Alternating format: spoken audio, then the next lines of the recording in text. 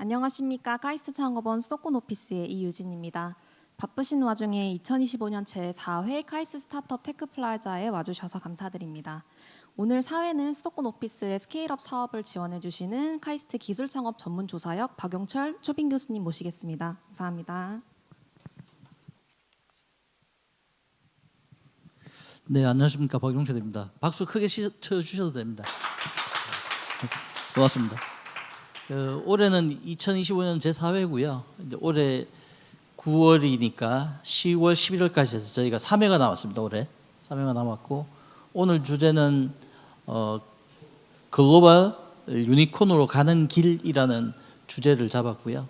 다음 달에 10월 29일 날은 글로벌 유니콘 도전, 그리고 마지막 그 11월 달에는 저희가 이번에는 해외로 나가서 테크플라자를 좀 운영할 예정입니다. 오늘 창업 원장께서 대전에 중요한 일정이 생기셔가지고요. 제가 환영사는 오프닝은 제가 간단하게 하겠습니다. 최근에 뉴스 보도를 보면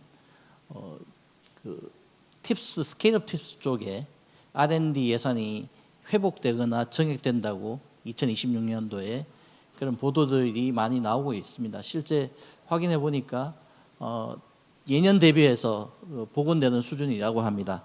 그래서 실제 내년에는 작은 면에서 그것이 투자 쪽이든 R&D 쪽이든 좀 활발하게 지원이 될 걸로 추정이 됩니다. 그래서 저희가 주제를 글로벌 유니콘으로 주제를 잡고 글로벌 유니콘으로 가는 길에서 어떤 것들을 준비해야 되는지, 그리고 그 가는 과정에서 어떤 것들을 유념해야 되는지, 마지막으로 그런 사례들이 어떤 것들이 있는지를 이번 제4회와 다음 달 5회에 걸쳐서 나눠서 저희가 진행을 하도록 하겠습니다. 먼저 오늘은 제4회 테크플라자 쪽은 PwC 3일 회계법인하고 같이 먼저 글로벌 유니콘 준비 1, 2, 3라는 주제로 김경환 파트너님부터 먼저 진행해 주시겠습니다.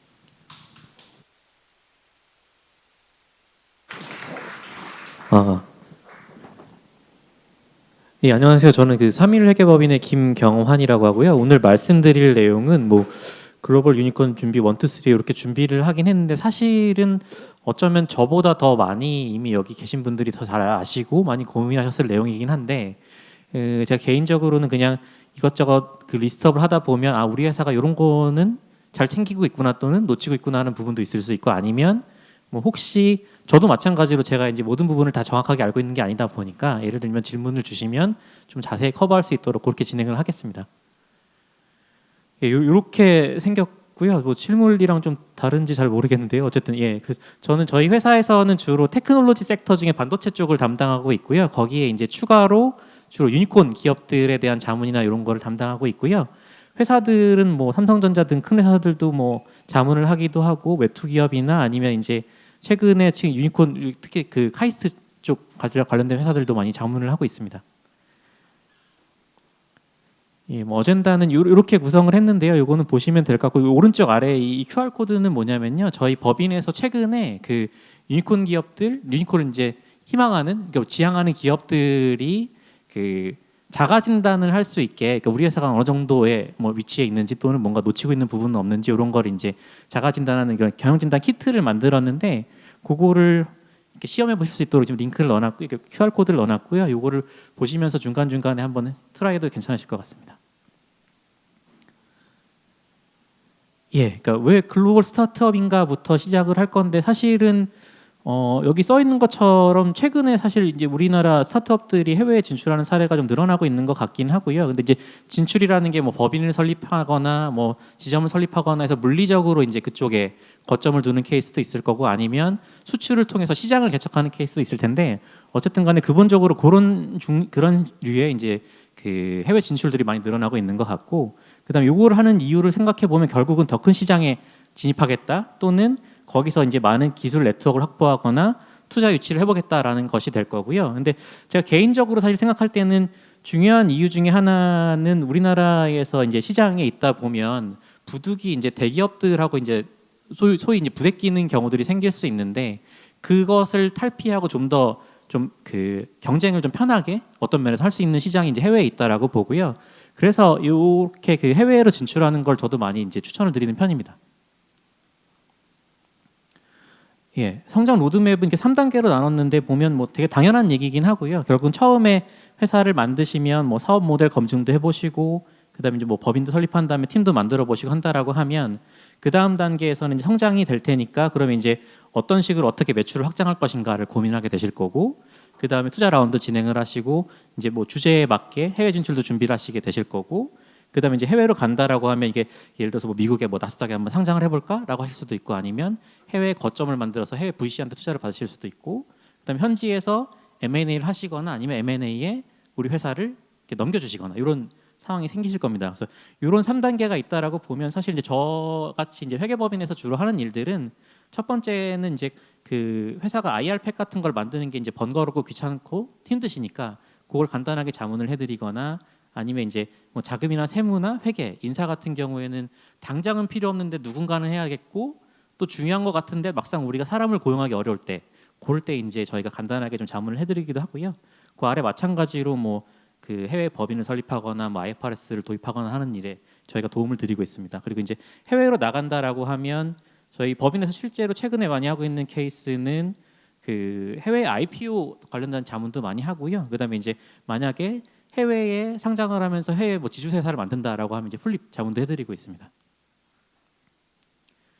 첫 번째는 이제 파운데이션에서 기반 구축인데 이 부분은 사실 이미 너무 다 많이 하고 계셔서 이런 내용 중에 혹시 우리 회사가 뭔가 빠진 게 있나 정도만 체크하시면 될 것 같은데요. 제가 말씀드리려는 포인트는 사실 이 오른쪽에 이제 니은자 거꾸로 된 부분인데 그 IP 전략 수립 같은 경우에는 사실은 뭐 저희 같은 경우는 이제 법무 기능이 뭐 세진 않아서 이거를 많이 해드리진 않는데 그 컨설팅 사이드를 보면 제가 최근에 본 회사인데요. 그러니까 이 회사가 초기에 회사를 설립하실 때 그 열심히 이제 막 그 엔지니어 분들이랑 이런저런 기술에 대한 스터디도 하시고 하신 거예요. 하셨는데 하다 보니 어느 순간에 이게 남의 회사 IP를 우리가 침해했나라는 생각이 드셔가지고 이제 대표님이 이제 걱정이 되셔가지고 그 회사랑 얘기를 하셔서 라이센스 계약을 맺으셨어요. 맺으신 다음에 이제 라이센스 기간이 만료될 때쯤에 보니까 우리가 이 회사의 IP를 안 써도 충분히 회사가 잘 돌아가겠다라고 판단이 되셔가지고 그 계약을 연장 안 하셨는데 끝나고 나니까 이제 찜찜해지신 게 혹시 우리가 그럼 예전에 이 회사 뭐 업무를 같이 하면서 남아있던 자료들이 혹시 뭐 나중에 IP 침해 같은 걸 소송이 걸리려나 싶으셔가지고 그거를 다 내부적으로 포렌식을 다 하셔서 혹시 엔지니어분들이 이제 특성상 이게 옛날에 자료들을 모아놓는 경향이 또 있으시다 보니까 그런 자료들을 하나하나 찾아가지고 삭제하는 작업도 막 하시고 막 그랬거든요. 그러니까 그런 식으로 보면 기본적으로 우리가 IP를 출원하고 뭐 밖에 나가서 싸우고 이런 것도 중요하겠지만 내부적으로 그럼 우리가 혹시 누구 IP를 침해하고 있는 건 아닌가라는 것도 이제 어느 순간에는 고민이 될 거고요. 물론 요거는 처음 파운데이션보다는 낮은 단계가 되긴 할 텐데 그런 게 좀 중요할 수 있고요.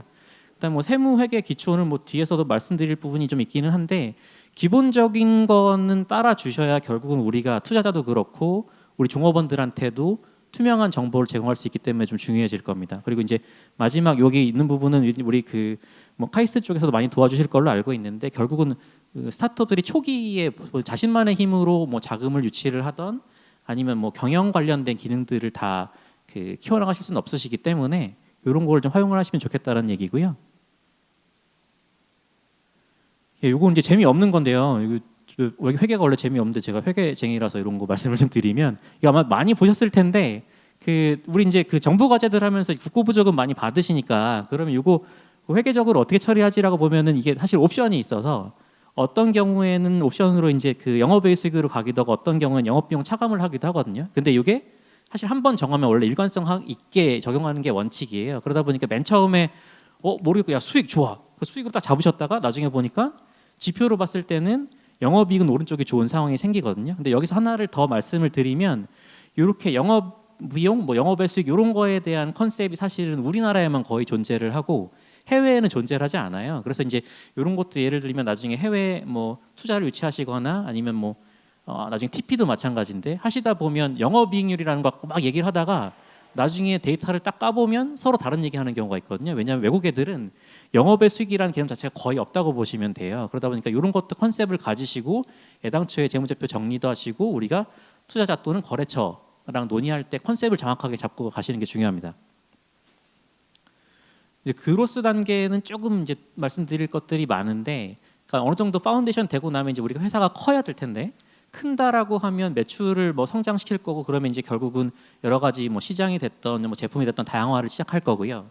그 다음에 뭐 투자 유치 당연히 하실 거고, 여기서 이제 하나 더 나간다라고 하면 이제 해외에 법인을 설립해 볼까라고 하실 텐데, 이거를 할 때 그러면 해외에 우리가 직접 법인을 설립할지 아니면 뭐 거점을 그 지점 형태로 둘지 아니면 연락사무소 형태로 둘지 이런 것도 고민이 되실 거고, 뒤에 나오겠지만 그럼 IPO를 할 때 우리가 뭐 플립 방식으로 현지에 지주회사를 만들어서 할지 아니면 우리나라의 회사가 일반적으로 많이 하고 있는 DR 형태로, 그러니까 한국에 원주를 둔 상태에서 해외에 상장하는 케이스를 할지 이런 거를 나중에 고민하게 되실 거고요. 그다음에 경영관리 고도화는 뭐 기본적으로 사실 이제 사람이 어느 정도 부족해지기 시작하실 거고, 해외에 나가신다라고 하면 해외에 이제 R&D 기능을 둘지, 또는 일반적으로는 R&D 기능은 현지의 석박사 인력이 워낙 비싸시다 보니까 많이 못 하시는 것 같고, 다만 그 현지의 영업망을 많이 가져가시려고 하는 것 같아요. 그럼 이제 이런 사람들을 어떻게 운영할 것인가에 대한 고민이 생기실 겁니다. 그리고 컴플라이언스 리스크라고 하면 기본적으로는 그 국제회계 기준 IFRS라는 걸 도입하실 수밖에 없고요. 왜냐하면 그 우리나라 일단 상장 기업은 다 이렇게 그 의무화돼 있고, 해외에 간다라고 하면 뭐 미국도 US 갭이랑 IFRS 둘 다를 이제 인정해 주는데, 그 갭 차이가 있다 보니 굳이 US 갭으로 가시기보다는 IFRS를 많이 하시거든요. 그래서 그런 거에 대한 준비가 필요하고, 그 어느 순간이 되면 당연히 전문 CFO가 들어오고 자금을 좀 이제 그 전문적으로 관리해야 될 타이밍이 올 텐데, 그러다 보면 중요한 것 중에 하나는 사실 업무 분장 점검이고요. 왜냐하면 저도 뭐 몇 년 되긴 했는데 그때도 결국 똑같이 이제 스타트업에서 회사가 커가는 과정에서 이제 대표님이 열심히 이제 영업하시고 뭐 기술 개발하시고 하셨는데, 본인이 바쁘시니까 이제 그 약간 뭐 재무팀장 겸 아까 격리 이런 분을 두셨다가 이제 그 상황에 따라서 이제 뭐 오른 주머니 왼 주머니가 되기 시작하면서 이제 격리하시던 분이 이제 막 그 본인의 자금이랑 회사 자금이랑 섞으신 케이스도 좀 있었거든요. 근데 그런 걸 보면 업무 분장을 정확하게 좀 점검할 필요가 있고, 그다음 보안 체계 강화 같은 경우는 뭐 최근에 뭐 보안 관련된 문제들이 좀 많이 되잖아요. 그러다 보니까 이런 것들 어떻게 관리할까, 이런 것도 좀 이슈가 되기도 합니다.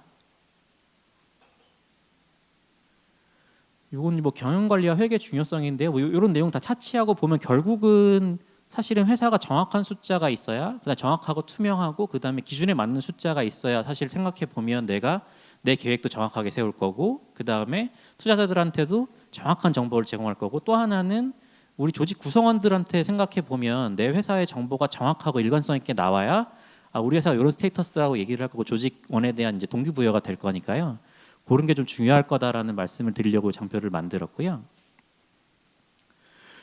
요거는 이제 투자 유치 시 계약 검토 사례인데, 이거 실제로 제가 검토한 사례고요. 요 회사 같은 경우에는 업력은 한 10년 가까이 되셨고, 뭐 제가 회사 민감한 정보는 지웠으니까 뭐 상관없는데, 그 실제로 이제 투자 사실 이제 여기는 그 차입을 하려고 하는 건데, 해외에서 차입을 하려고 하는 거였는데, 그쪽에서 이제 계약서를 보내주셨대요. 보내주셔가지고 그걸 열심히 보셨는데, 당연히 이제 법률적인 거 보시니까 이제 법무법인 검토를 받으셨고, 저랑 거의 팀장님이 친하셔가지고 김회계사 이것 좀 봐주시면 안 돼요? 제가 그냥 퀵하게 봤어요. 근데 저는 이제 앞에 막 무슨 뭐 그 법적인 용어 이런 거는 모르겠고 그냥 딱 요 조항만 봤는데, 이게 바로 또 문제가 됐던 조항인데요. 그러니까 예를 들면 이 회사는 사실 그 회사 건 아니고 다른 회사 거를 제가 다 일부러 따왔는데, 회사 보면 이제 감사 의견 해가지고 보면 그 뭐 공정하게 표시되고 있다 적정 의견 받았고요.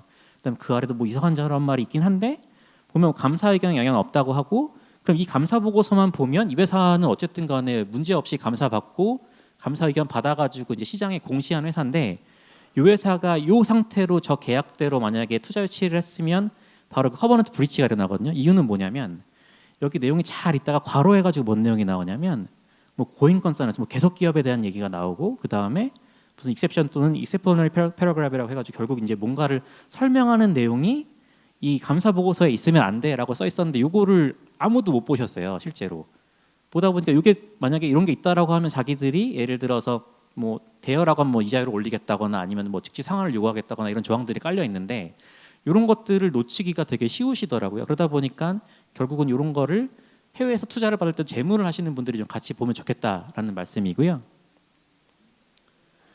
요거는 뭐 IFRS 회계 이슈 사례인데, 결국은 이제 해외에 나가던 아니면 우리가 어쨌든 회사가 성장한다라고 하면 IFRS라는 놈을 도입을 하실 텐데, 그러면 일반적으로 보이는 이슈들 중에 이제 크게 그 매출이 좀 밀리거나 뭐 예상대로 인식되지 않는 케이스가 왼쪽이고 오른쪽은 사실 매출의 금액이 줄어드는 케이스인데요.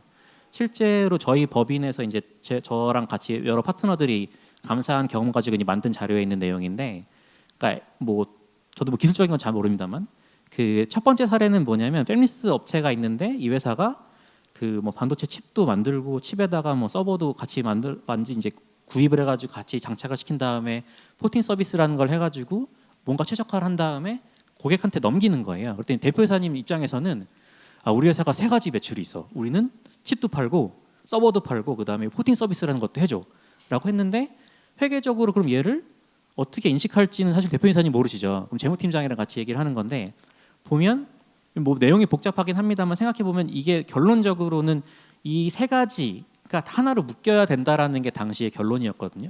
근데 그렇게 되면 어떻게 내용이 바뀌냐면 이 세 가지가 한 덩이로 묶이니까 매출도 한 가지 방식으로 인식을 한 번에 하는 거예요. 근데 이제 이것도 약간 이제 회사마다 상황이 다를 수 있는 게 그 일반적으로 이렇게 수익을 인식한다라고 하면 한 방에 원샷에 그냥 인식을 하거나 아니면 기간 또는 진행률에 따라 인식을 하는데 이 회사 같은 경우에는 사실 뭐 결론은 제가 정확히 기억이 안 나는데 두 가지 케이스가 다 있는 거죠. 예를 들면 여기 결론에 있는 것처럼 구축 지원이 이행되는 시점에 수익을 인식한다라고 되어 있으니 이 칩 서버 서비스를 한 번에 이행을 했을 때 그 시점에 매출을 인식한다는 케이스가 있을 수 있고 아니면 이거를 내가 서비스를 계속 제공해 주는 거니까 진행률만큼 인식을 해야지라고 되는데 그렇게 되면 만약에 전자의 케이스 만약에 한 번에 묶어서 딜리버되는 한순간에 인식한다라고 하면 예를 들어서 연도가 바뀌면 예를 들어서 우리 회사가 이걸 수주를 12월에 했는데 칩이랑 서버는 다 이미 그 전에 나간 것 같고 마지막 서비스가 뭐 내년 1월에 일어난다라고 하면 1월에 매출이 인식되는 상황이 생길 수 있고 아니면 반대로 이걸 쪼개서 인식되는 상황이 생길 수가 있거든요. 그러다 보니까 이제 실제로 회사가 계획했던 매출 타이밍이 이제 바뀌는 거죠. 그런 이슈가 생기기도 하고 두 번째는 이건 좀 많이 들어간 거긴 한데 그러니까 뭐 프론트엔드 설계하는 업체가 있고 이 회사는 딱 여기에만 특화가 돼 있는데 본인들이 관계가 좋고 이제 약간 프로젝트 매니지 능력이 있어서 이 백엔드 설계하는 회사를 딱 데리고 들어온 거예요. 데리고 들어온 다음에 클라이언트한테 가가지고 내가 이거 한 번에 다 해주겠다라고 하고 내가 이거 매니지 잘할 거니까 나랑 계약하자라고 했는데 디테일로 들어가 보면 A사는 백엔드에 대한 기술은 아무것도 없고 실제로 계약상에서는 A, B사가 연대 책임을 지게 돼 있는 거예요. 근데 이때 대표님 생각은 뭐였냐면 내가 예를 들어서 이 두 가지 서비스를 1,000만 원에 계약을 하고 예를 들면 마진이 뭐 10%다라고 하면 이제 450만 원씩 원가가 들어갈 거니까 나는 1,000만 원 매출에 900만 원 뭐 매출 원가 이렇게 생각했는데 실제로 이 케이스는 뭐냐면 내 매출은 550만 원, 그러니까 500만 원 내 거, 그다음 내가 실제로 중개한 것처럼 처리해서 50만 원 매출을 잡고 원가가 450만 원 이렇게 되거든요. 그럼 사실은 매출액이 450만 원이 지금 없어져 버렸잖아요. 그러니까 이런 식으로 이슈들이 생기기 때문에 사실 그 뭐 해외 진출도 마찬가지고 기본적으로 회사가 성장한다라고 하면 이런 부분들을 짚으실 필요가 있습니다. 특히 그 요즘은 일반 제조는 많이 안 하시니까 그 회계가 되게 복잡해지거든요. 그럼 사실은 이게 생각하기에 따라서는 매출액 1,000억짜리 회사가 500억짜리 회사가 될 수 있는 상황이 돼서 이런 것들을 잘 짚어주셔야 됩니다. 그럼 글로벌 도약이라고 하면 여기에서의 키는 그냥 해외로 나간다라는 가정, 특히 이제 수출이나 해외에 뭐 판매 거점을 만든다라기보다는 뭐 상장한다는 걸 이제 중심으로 내용을 설명한 건데요. 뭐 해외에 진출한다라고 하면 현지에 뭐 법인 같은 걸 세우거나 뭐 지점을 세우거나 연락사무소를 세우거나 하고 아니면 여기서 그냥 상장을 위해서만 해외에 뭔가를 만드는 케이스가 있을 수 있는데 윗단에서 조심하셔야 될 거는 뭐냐면 그 요 첫 번째, 두 번째, 세 번째에서 두 번째, 세 번째는 사실은 세무적으로는 거의 이펙트가 똑같고요. 첫 번째 게 다른데 첫 번째는 사실은 현지에서 법인세를 일반적으로 안 내거든요. 근데 두 번째, 세 번째는 법인세를 내요. 그러다 보니까 이게 내가 어떤 역할을 하는지 모르고 이제 막 현지에서 열심히 막 영어까지 다 하셨다고 하면 예, 난리가 나는 상황이 되고요. 제가 말이 많아가지고 타임 업됐는데 2, 3분 내에 끝내겠습니다. 네. 그다음에 이제 이런 식으로 해서 이제 이 형태를 가지고 좀 고민하시는 게 되게 중요하고. 뭐 법인 설립하신다 그러면 내가 타겟한 데이터가 있을 거니까 백데이트 해가지고 언제 뭔가를 해야 될까를 챙겨야 되는데 사실은 미국은 법인 설립은 좀 단순하기는 해요. 다른 나라보다. 그래서 요렇진 않은데 요때는 요 회사는 좀 이것저것 많아서 좀 그랬던 케이스고 요거는 제가 꼭 말씀드리고 싶었는데 실제로 제가 자문한 케이스가 왼쪽에 이제 모 회사가 뭐 인도에 진출하겠다라고 해가지고 인도 현지 케이스를 스터디한 케이스가 있고 근데 현디도 보면 현지에 예를 들어서 뭐 경쟁자는 어디에 있는지 뭐 예를 들면 가용한 인력은 얼마나 되는지 뭐 이런 거를 제조업 기능이 있으면 하고 요거는 최근에 그러니까 지난주에 제가 미팅을 한 경우인데 GSEC가 그 그레이터 세크라멘토 이코노믹 카운슬인가 뭐 그래요. 그러니까 이걸 말씀드리는 이유는 뭐냐면 미국에 가셔도 미국의 주마다 도시마다 여건이 다르고 해당 도시마다 그 추가로 제공해주는 베네핏들이 많이 있거든요. 그렇기 때문에 일반적으로 가시면 거의 뭐 열의 아홉은 실리콘밸리를 타겟으로 하긴 하시는데 아닌 도시들도 사실은 충분히 그 매력적인 도시들이 있기 때문에 단순히 그냥 모르겠고 우리 실리콘밸리 이렇게 하실 건 아닐 수 있다라는 말씀을 드리기 위해서 정리했습니다. 나머지는 그냥 뭐 참고하시면 될 정도인데요. 그러니까 결국은 뭐 해외에 상장하려면 어느 정도 요건이 필요하다 뭐 이런 거고요. 그 다음에 구조별 분석은 혹시 해외 상장을 하시게 되면 뭐 왼쪽은 이제 뭐 여기 지주회사를 이제 플립을 가지고 상장하는 케이스, 그다음 DR 가지고 상장하는 케이스, 그 다음에 우리나라도 최근에 모 회사가 있었는데 스펙 상장하는 케이스 이렇게 있는데요. 요거는 만약에 진지하게 해외 상장이 필요하시면 말씀드릴 수 있을 것 같습니다. 그래서 정리해 보면 결국은 각각의 단계별로 챙겨야 될 부분들이 있으셔서 그 혹시나 대부분 챙기셨겠지만 내가 못 챙기고 있는 게 있는지를 한번 보시고 아니면 내가 모르겠지만 일단 물어봐야겠다라는 의문이 생기시면 거기서부터 출발이 되는 것 같아요. 그래서 그걸 한번 해주시면 좋을 것 같고, 네, 뭐 저희 회사에서 이런 거 한다는 거니까 참고만 하시면 될 것 같습니다. 하고 그래서 뭐 혹시 이제 나중에 시간이 되시면 이거 한번 찍어 보셔서 우리 회사가 어느 정도의 스테이터스가 있는지 한번 확인해 보셔도 좋을 것 같고요. 예, 제가 되게 쓸데없이 양을 많이 갖고 와가지고 좀 시간이 오버됐는데. 일단 제가 말씀드릴 부분은 여기까지고 혹시 뭐 질문이 있으시면 받도록 하겠습니다.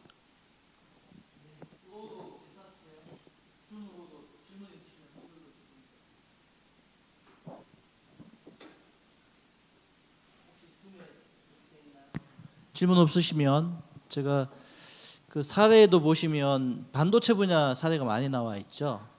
그 본인 소개하실 때 기술 분야 중에서 특별히 반도체 쪽에 집중하신다고 되셨는데 그 지금 질문 없으시더라도 마치고 저희가 뒤에 IR 피칭하실 5분하고 저희 그 1대1 비즈니스 미팅이 있는데요. 그 시간 중간중간에 개별적으로 우리 김경환 파트너님께 반도체를 기반으로 해서 다른 것도 봐주시죠. 그럼. 네. 여러분들 소개도 시켜주실 겁니다. 그렇게 해서 그 여기서 오신 김에 좀 여러 가지 안내를 받으셨으면 좋겠습니다. 고맙습니다. 네, 파트너님. 감사합니다. 네. 다음은 그 사례입니다. 사례는 그 유니콘 지원센터에서 홍성원 파트너님이신데요. 글로벌 유니콘 지원 사례 3가지 해서 홍성원 파트너님을 앞으로 모시겠습니다.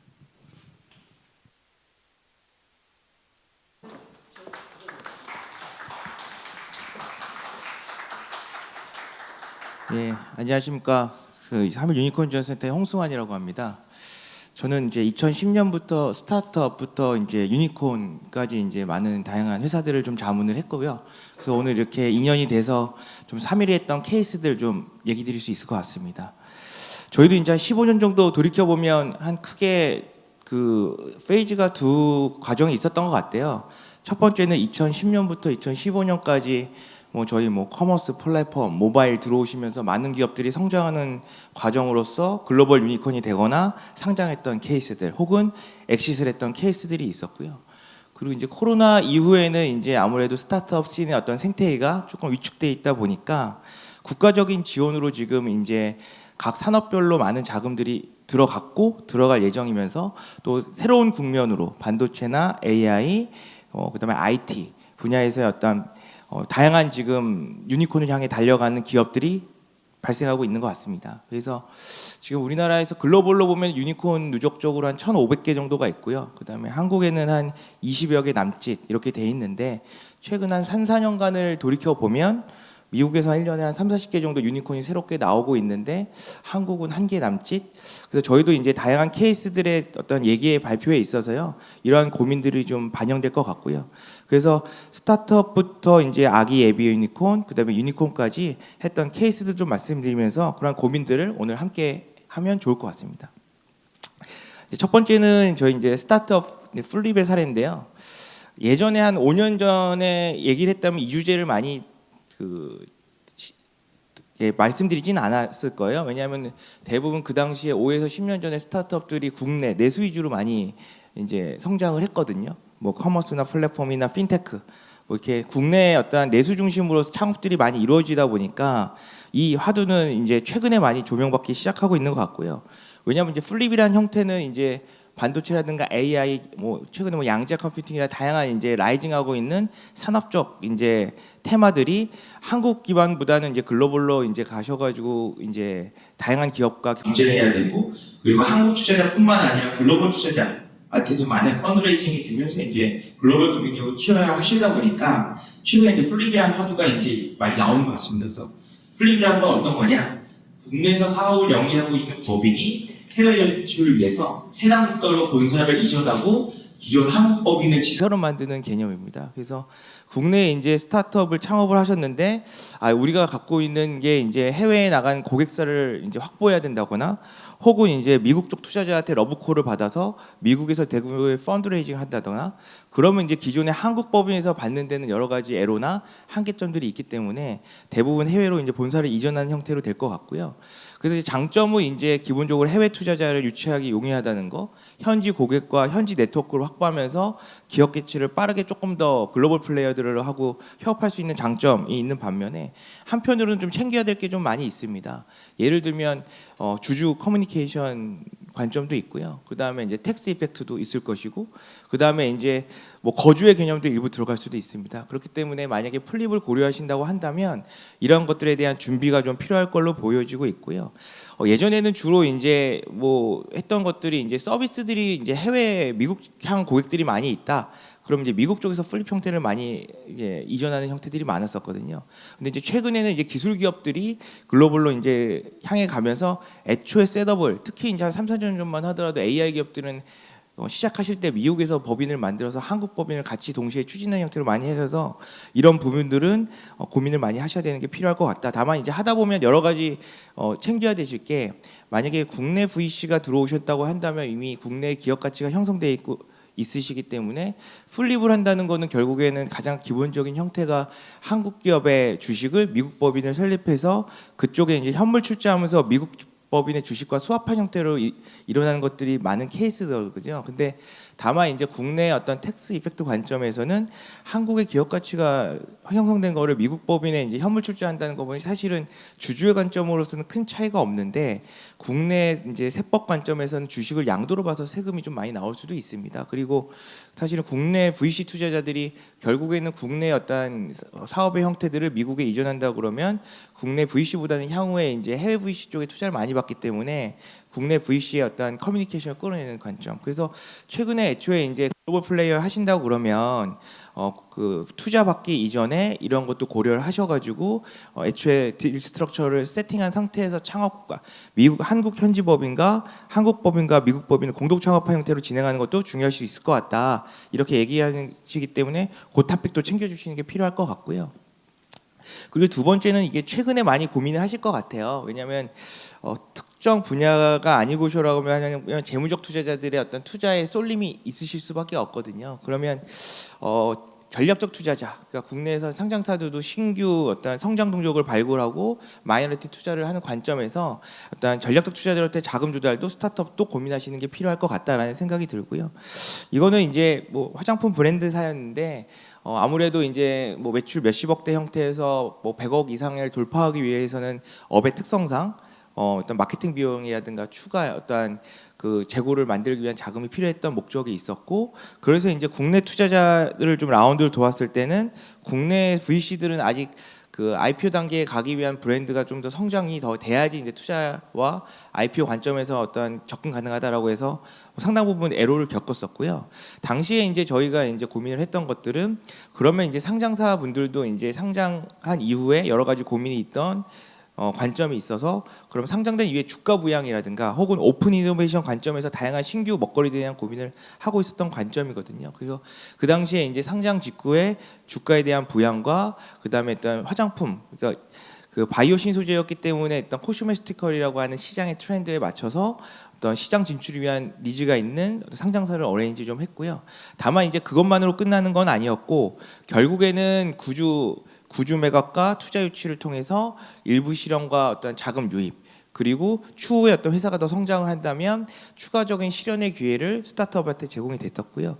또 상장사 입장에서는 이제 마이너리티 투자기 때문에 회사가 성장을 하게 되면 본인도 경영권을 확보할 수 있는 우선권이 있어야 되지 않겠느냐라는 니즈가 양쪽에 부합이 돼서 어떤 그 딜을 했던 케이스라고 보시면 될 것 같고요. 경우에는 이제 재무적 투자자뿐만 아니라 상장사의 전략적 투자자, 결국 시너지가 난다면, 명확하다면 이들을 매칭해 가지고 뭐 자금 조달하는 것도 가능하다 얘기 드릴 수가 같고요. 다만 이거 주의하실 때 주의할 점이 있을 것 같아요. 왜냐하면 재무적 투자자를 계속 받다가 그 뒤에 전략적 투자자를 받는 순서는 이렇게 흘러가는 게 자연스럽거든요.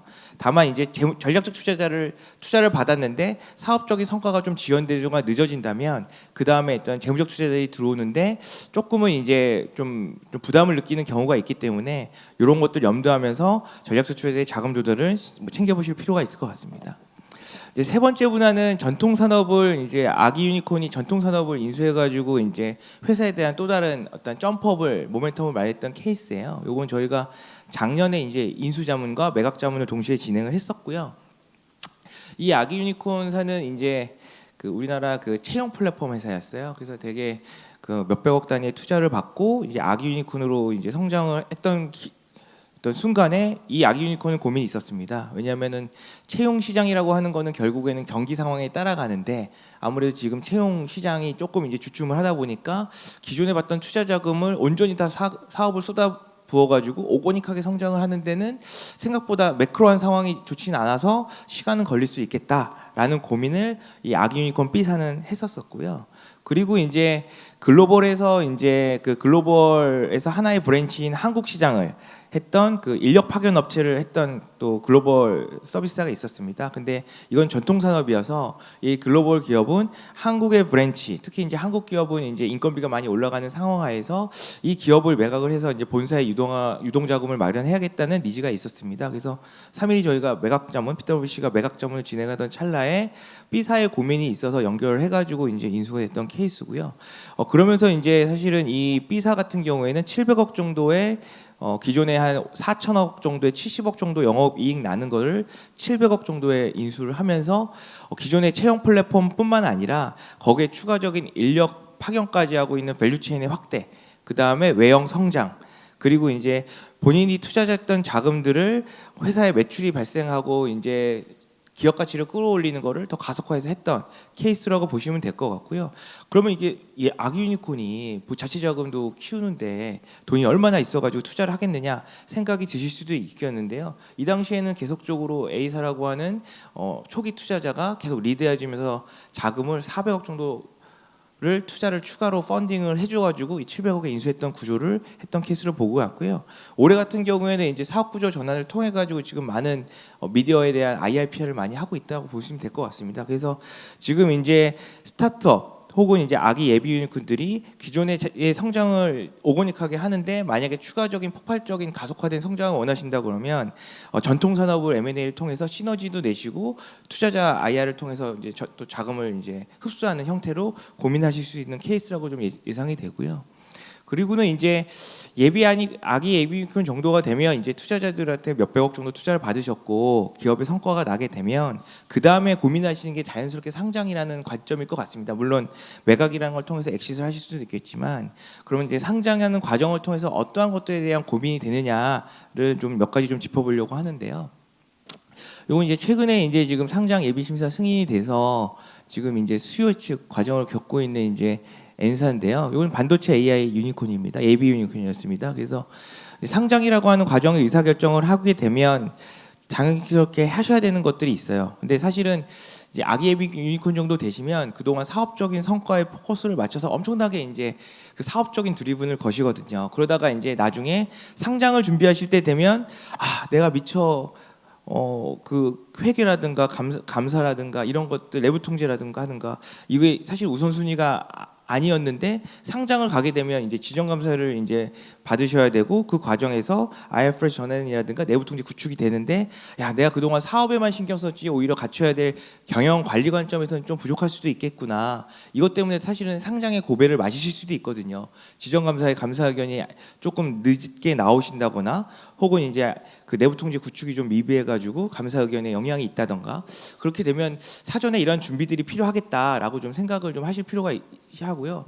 예전에 이제 저희 이제 고객이었던 이제 유니콘 기업은 무리하게 빨리 상장을 추진 이런 경영에 대한 제반 요건들을 갖추기 이전에 추진하시면서 상장 감사 의견이 나오지 않아가지고 되게 고민을 했던 케이스도 있으세요. 그래서 그럴 때 사전적으로 상장을 가신다고 그러면 당연히 그 동안은 이제 IFRS보다는 K갭 중소기업 회계 기준을 쓰셨다고 그러면 그게 이제 상장사에 준하는 상장 회계 기준을 갖춰야 되는 게 먼저 필요하고요. 거기에 따라서 또 내부 통제도 많이 구축하시고 있어야 됩니다. 그래야지 기존에는 이제 뭐 사모 시장을 통해서 자금 조달을 하시고 뭐 VC나 P 그리고 이제 결국 공모 시장 가신다는 거는 소수의 투자자한테 상장 자금을 받으신다는 거거든요. 그래서 그럴 때 이제 상장 회계 기준을 IFRS를 도입해서 기존의 중소기업 회계 기준과 차이 아까 저희 김경화 파트너가 말씀 주셨던 것처럼 갑자기 수익이 난다고 했는데 IFRS 도입하면 수익이 안 나는 거야. 그러면 특례 상장이 아닌 경우에는 최소한 100억 이상의 매출은 있어야 되는데 그러면서 이제 상장에 대한 매출이 안 나가지고 어려움을 겪을 수 있는 경우도 있고요. 그리고 이제 지정감사 들어오면 지정감사의 대응도 필요합니다. 왜냐하면 이제 지정감사는 신청하시면은 이제 감사인이 선임이 되면 거기에 따라서 이제 그 다양한 그 주석이라든가 외부 공시자 그 투자자들이 아실 수 있는 용어로 공모가 필요하고 있기 때문에 그런 것에 대한 지정감사에 대한 회계 이슈 대응 이런 것도 좀 필요하고요. 그리고 이제 내부 통제 구축 및 운영. 왜냐하면은 그동안은 뭐 예를 들어 한 20여 군데 그 VCP 투자 받으셔가지고 이쪽에 대한 투자 우리 저희 뭐 빅4 3일에 뭐 회계 감사 받았고요. 그리고 이제 잘 되고 있습니다 정도 얘기하셨으면 되는데 그 이후에 이제 소수의 다수 투자자한테는 저희가 내부 통제도 구축되어 있기 때문에 투자하신 자금들이 투명하게 잘 운용될 겁니다라고 하는 어떤 확신을 주셔야 되는 거기 때문에 그런 것들이 악의 예비군 단계에서는 사업 중심도 당연히 더 중요하지만요. 거기에 따라서 그 경영 관리적 차원에서의 준비도 필요하다 이렇게 좀 생각을 하셔야 될 것 같습니다. 이번에는 그러면은 그 상장 전에 어떤 투자 유치의 관점과 상장 이후에 그 밸류업 관점 그리고 상장된 이후에 사실은 계속적으로 가실 게 아니라 또 엑싯을 하실 수 있거든요. 그런 관점에서 이 케이스들 좀 얘기를 드려볼 수 있습니다. 이 회사는 이제 저기 헬스케어 플랫폼을 갖고 있었고 그다음에 뷰티 플랫폼을 갖고 있었고 그다음 병의원 마케팅 디지털 이 3개사가 합병을 해가지고 이제 상장을 추진을 했던 게 한 10년 전 얘기고요. 3사가 합병하면서 매출 100억대에서 400억대까지 빠르게 성장을 했고 영업이익도 5, 60억도 확보했던 케이스입니다. 그럼 이제 세 개의 서로 다른 스타트업이 이제 만나게 되면 합병이라는 그 상장 이전에 그러면 서로 얘기를 나눠야 되거든요. 누가 남아서 상장 갈 건데 누구는 엑시트할 건데 그런 것들 합의된 이후에 이제 상장을 하시게 될 거고요. 보통 상장 전에 그럼 상장 이후에 어떻게 우리가 주가를 더 올릴 거냐면 상장이라고 하는 거는 과정이지 목표는 아니거든요. 그럼 이제 거기에 따라서 그 상장 전에 이제 프리 IPO를 전략적 투자 유치로 이제 그 국내 이제 유수의 그 헬스케어 제약 그룹들을 인바이트 해가지고 상장 IR을 썼고요. 상장된 이후에는 그 회사가 디지털 헬스케어 쪽을 많이 드라이브를 걸었기 때문에 그런 과정으로 상장 이후에 주가가 이제 1,000억대 상장이 돼서 한 2, 3천억까지 올라갔던. 그러면 한 3, 4년 정도 지나면 그 과정에서 사실은 그 전환사채라든가 자금 조달을 통해서 새로운 재원을 마련해서 성장 가속화를 위한 자금으로 또 쓰고 또 일부는 이제 사업도 마련해가지고 더 키웠던 그 회사라고 보시면 될 것 같고요. 다만 기업이라고 하는 것들이 상장된 이후에는 뭐 5에서 10년 뭐 영원할 것 같지만 뭐 그러지 않을 수도 있습니다. 그 과정에서 헬스케어를 하고 싶던 중견 그룹사 때 이제 매각을 지원했던 케이스라고 보시면 될 것 같고요. 결국에는 이 상장이라는 과정을 느낀 건 어떤 거냐? 이게 목표가 아니라 과정이고 그 과정에는 다양한 변수도 있다. 그 과정에서 그 창업자들이 합의를 해야 되고 그리고 이제 일부는 또 거기에와 컨센서스가 맞는 전략적 투자도 인바이트를 하셔야 되고 몇 년이 지나면 회사가 또 매각이란 통해서 또 다른 중견기업 품을 통해서 재도약을 하는 과정이 있을 수는 있겠다라고 하는 걸 좀 참고하시면 될 것 같습니다. 이제 마지막으로는 이제 유니콘 케이스에 것 같은데요. 우리 뭐 국내 뭐 1등 패션 플랫폼이고요. 저도 이제 이 회사를 이제 1조 유니콘 달성할 때 저희가 글로벌 투자 유치를 지원해드리면서 만났고요. 사실은 이제 아기 유니콘 단계에서는 이제 그 동안에 이제 국내 투자자 라운딩은 인하우스에서 많이 대응이 되거든요. 근데 이제 글로벌 투자자를 하실 때는 안에서 미처 이제 대응을 하시기에는 한계가 좀 있습니다. 왜냐하면 이제 국내 투자자의 대응에 어떤 좀 집중이 돼 있기 때문에 그렇기 때문에 글로벌 투자자의 인바이트를 하기 위해서는 사실은 글로벌 네트워크도 새롭게 찾으셔야 되고요. 그에 또 커뮤니케이션 하는 방식이라든가 대응하는 방식도 좀 다르실 텐데 결국에는 해외 투자를 통해 가지고 좀 유니콘을 가시겠다라고 하는 건 사실 미리 좀 준비가 돼 있어야 됩니다. 내부적으로. 그렇게 되셔야 되고 사실은 투자된 이후에는 또 다양한 투자자들이 계속 들어올 수밖에 없거든요. 사실은 글로벌 투자자가 한 번 들어오면 거기서 끝이 아니라 그다음도 사실은 그 글로벌 또 다른 투자자, 그다음에 또 국내 또 탑티어 투자자들이 따라오는 거기 때문에 그런 것들에 대한 고민들 하셔야 될 것 같고요. 다만 투자된 이후에는 뭐 M&A도 하고 그다음에 여러 가지 것들을 많이 했습니다. 그래서 이 패션 플랫폼 같은 경우에는 처음에 이제 할 때는 뭐 IT라든가 물류 이러한 그 고객 그 풀필먼트 서비스하기 위한 소규모 스몰 딜들을 많이 하셨고요. 그거를 통해서 자신감을 얻으시고 결국에는 좀 스트릿 패션 쪽에 또 남성 좀 비중이 높았기 때문에 그쪽 여성 비중에 있는 또 다른 또 예비 유니콘을 주식 수합 형태로 인수화를 통해서 한 단계 점프업을 했던 케이스라고 보시면 될 것 같고요. 그 이후에는 또 다양한 또 지금 상장의 과정들을 가고 있거든요. 그 과정에서 또 다양한 또 갖춰야 될 여러 가지 것들이 있기 때문에 그런 거에 대한 고민은 함께 해볼 필요는 있겠다라고 듣고요. 사실 이 시기에 동일한 그 여성 플랫폼이 하나는 이제 대기업에 매각이 됐고 하나는 또 유니콘에 매각이 됐는데 사실 매각된 이후에는 좀 행보는 좀 다른 것 같습니다. 왜냐하면 대기업에 편입된 회사는 아무래도 좀 관리 중심으로 가다 보니까 성장에 대한 둔화가 좀 됐던 것 같고요. 또 다른 회사는 아기 예비 유니콘이 또 다른 유니콘을 만나서 그 DNA가 인식되면서 또 폭발적인 성장을 하고 있는 과정들. 그래서 유니콘이라는 과정을 가기 위해서는 내가 하고 있는 사업을 이것만으로 승부를 봐야지 라고 하실 수도 있겠지만 스타트업의 정신이 피버팅이잖아요. 다른 사람과 연합을 하고 필요하다면 또 다른 빨리 가속화된 성장의 과정도 거쳐야 되고 그 과정에서 글로벌 투자자도 받으셔야 되고 상장에 대한 트라이도 하면서 경영 그 관리도 포커스하셔야 되고 그래서 다양한 어떤 이슈들이 발생하거나 또 다른 의사결정들이 있기 때문에 그런 것들을 주변에 이제 잘 파트너들하고 논의하시면서 하면 충분히 이제 저희가 지금 이제 얼마 전에도 제가 이제 뭐 이렇게 벤처 투자 다녀왔는데 앞으로 산업 유니콘을 키우기 위해서 많이 노력을 할 거라고 하더라고요. 제2의 리벨리온 뭐 여러 가지 회사들을. 그래서 아무래도 저희 이러한 과정들을 통해서 앞으로 몇 년 안에 산업 유니콘들이 엄청나게 나올 걸로 기대하면서 저는 이걸 발표를 마치도록 하겠습니다. 네, 감사합니다. 네, 고맙습니다. 질문 받겠습니다. 혹시 플로어에 질문이 있습니까? 주문 어떻습니까? 우리 홍송환 파트너님은 미들 그룹이죠. 미들마켓 그룹. 네네네.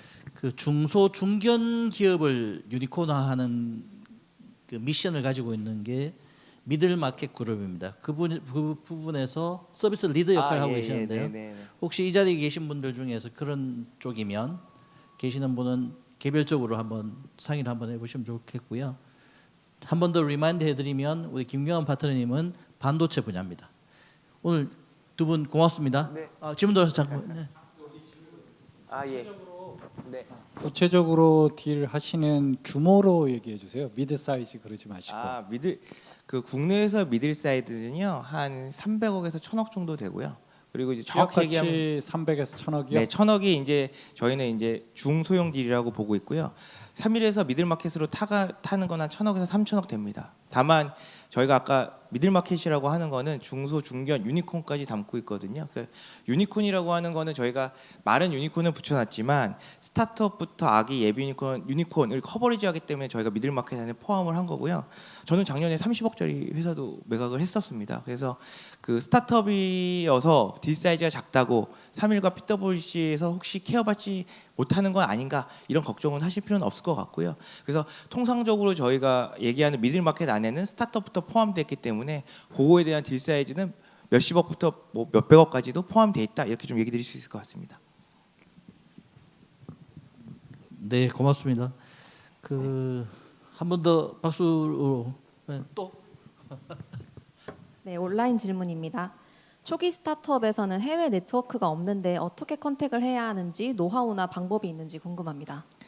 그 해외 스타트업 같은 경우에는 뭐 일단 가까운 데부터 좀 멀리 있는 데까지 좀 나눠서 생각을 해보면요.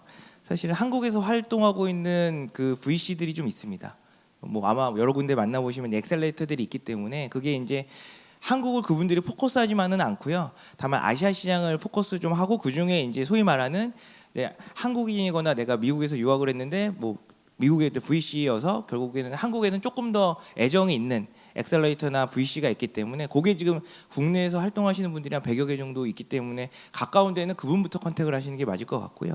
두 번째는 멀게는 이제 저희가 PwC가 한 156개국 정도 있습니다. 저희 물론 저는 이제 유니콘을 담당하고 있긴 하지만 아까 말씀드린 그 김경환 파트너는 이제 UK에서 이제 저희 그 이제 해외 파견 오피스를 갔다 오시고 글로벌 지금 본부에서 이제 테크 쪽이나 이렇게 여러 가지 나눠주셨던 거거든요. 그래서 김경환 파트너도 이렇게 글로벌하고 이렇게 저희가 PwC하고 네트워크 있기 때문에 넓게는 이렇게 글로벌 PwC 네트워크를 통해서 커뮤니케이션을 통해 가지고 그 현지 파트너들하고 이게 어레인지 해주는 그런 것들로 이렇게 연계돼 있으니까요. 저희는 그런 방식으로 어프로치한다 좀 이해해 주시면 좋을 것 같습니다. 네, 고맙습니다. 아 예. 뭐 궁금한 사항 있으면 언제든지 연락 주시고요. 뭐 저희 이렇게 오늘 자리 이렇게 마련해 주시고 해주셔서 너무 감사드립니다. 감사합니다. 네, 고맙습니다. 그 조금 전에 줌으로 질문해 주신 분은 저한테 전화 주시면 아니면 연락 주시면 방금은 PwC 3일 회계법인의 네트워크를 말씀드린 거고요. 저희 창업원에서도 글로벌 스튜디오를 거점으로 해서 해외 즉 미주나 유럽이나 싱가포르를 거점으로 해서 컨택 포인트가 있으니까요. 연락 주시면 제가 글로벌 스튜디오 담당께 연결해 드리도록 하겠습니다. 고맙습니다. 이상 세미나 세션 2개 세션은 모두 마치고요. 본격적으로 IR 피칭 5개 기업을 소개하도록 하겠습니다. 먼저 첫 번째 IR 피칭은 나르마입니다. 공기전 대표님이신데요. 틸트로트 방식의 고속 장거리 무인기 이 플랫폼 개발 스타트업입니다. 투자 단계는 현재 시리즈 A입니다. 안녕하십니까. 방금 소개받은 주식회사 나르마 대표 권기정입니다. 오늘 제가 IR 할 내용은 무인기에 관련된 내용이 되겠습니다. 무인기는 벌써 중국이 시장을 거의 다 잡고 있습니다. 하지만 여기 아래쪽 세 군데에 수직 이착륙기라고 되어 있는 부분은 아직까지 시장이 좀 비어 있고요. 왜냐하면 기술적으로 굉장히 넘어야 될 산이 높기 때문에 그렇습니다. 저희 주식회사 나르마는 맨 밑에 있는 틸트 로터 기술을 원천적으로 가지고 있고요. 그다음에 이제 틸트 프롭이라는 기술도 현재 개발 중에 있는데 기본적으로는 프로펠러를 수직으로 이륙할 때 썼다가 다시 수평으로 쓰기 위해서 기울인다 하는 뜻으로 틸트 로터라는 개념이 되겠습니다. 이 수직 이착륙기 중에서도 지금 세계 각국이 치열한 경쟁을 하고 있습니다. DJI라는 중국 회사는 멀티콥터만 하기 때문에 그런데요. 그런데 타 기업들, 타 국에서 하고 있는 것들도 전부 장단점을 가지고 있는데 특히 바람에 취약한 특징을 가질 수밖에 없는 형태를 가지고 있는데 저희 나르마가 개발한 틸트 로터는 적재량도 높고 내풍성도 강하다는 말씀을 드릴 수 있습니다. 그렇다면 이 틸트 로터 기술은 왜 많이 못하느냐? 저는 휴머노이드에 비교해서 이런 기술적인 장벽이 있다라고 감히 말씀드리고 싶습니다. 나르마는 2017년도에서 창업이 돼서 지금까지 약 3종류의 틸트 로터 2종, 틸트 프롭 1종을 개발했는데요. AF100이라는 가장 소형 기체는 최근에 미국 연방항공청으로부터 인증을 획득했습니다. 이것은 국내에 있는 드론 기업으로는 최초입니다. 그래서 저희들이 개발했던 드론 플랫폼을 가지고 현재 비즈니스 모델을 만들고 각 BM에 따른 세부적인 애플리케이션 개발을 진행 중에 있습니다. 특히 AF100AD 같은 경우는 도로 건설 현장, 골프장 여러 군데서 사용이 되고 있고 그다음 카메라를 달았는 버전 같은 경우는 현재 소방 그리고 지금 경찰에서도 데모 요청이 있습니다. 그리고 공항의 조류 퇴치용으로도 지금 사용이 될 예정이고요.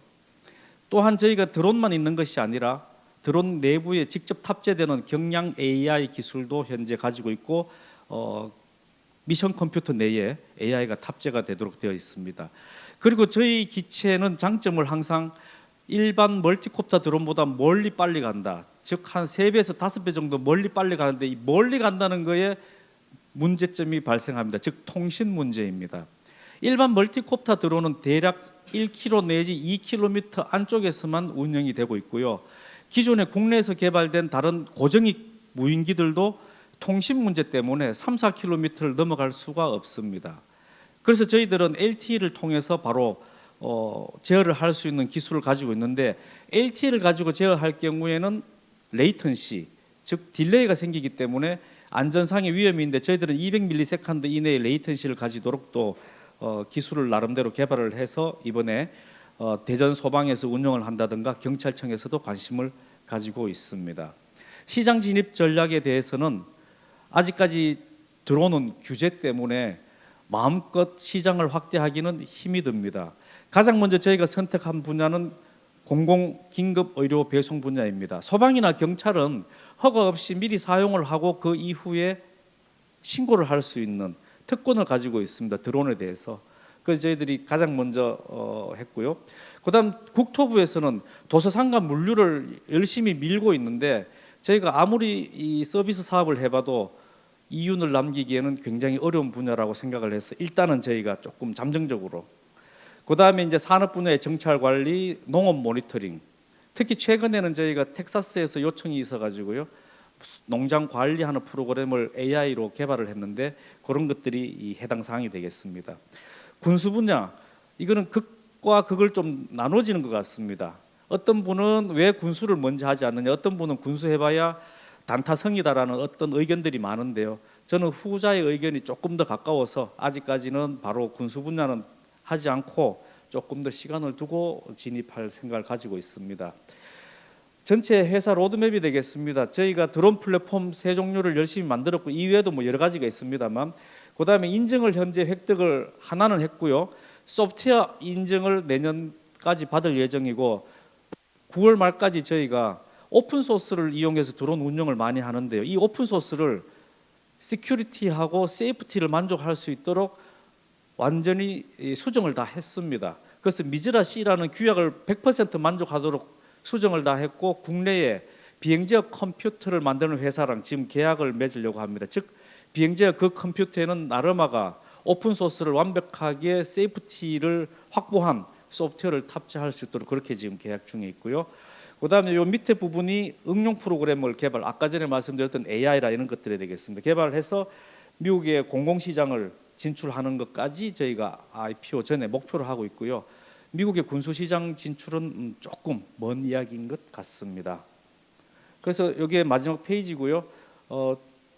박 교수님께서 소개하셨듯이 저희는 2년 조금 더 전에 시리즈 A 투자를 받았습니다. 그때 제가 생각은 드론을 열심히 잘 만들고 남들보다 앞선 플랫폼을 만들면 매출이 많이 오를 줄 알았습니다. 하지만 소비자 입장에서는 드론 플랫폼보다는 자기가 원하는 어떤 유저 인터페이스가 훨씬 더 중요하다는 것을 깨닫고 작년 말부터는 저희가 드론 플랫폼 플러스 유저 인터페이스 쪽에 많은 개발을 하고 인력도 충원을 했습니다.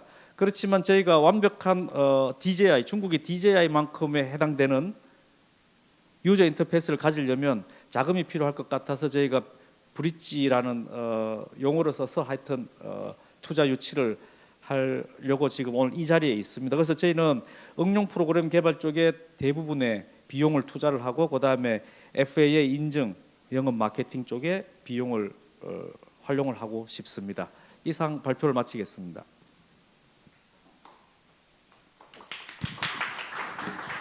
네, 질문 받겠습니다. 질문 혹시 주민 있나요? 대표님 9페이지 한번 열어봐 주시겠습니까? 이 시장 부분에 보이시죠? 이 카테고리에서 UI, 대표님 UX도 포함되죠? 네, 맞습니다. 예, UI UX 쪽에 이 해당 분야에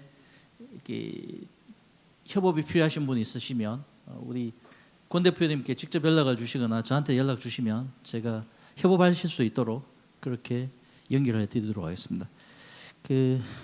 대표님 고맙습니다.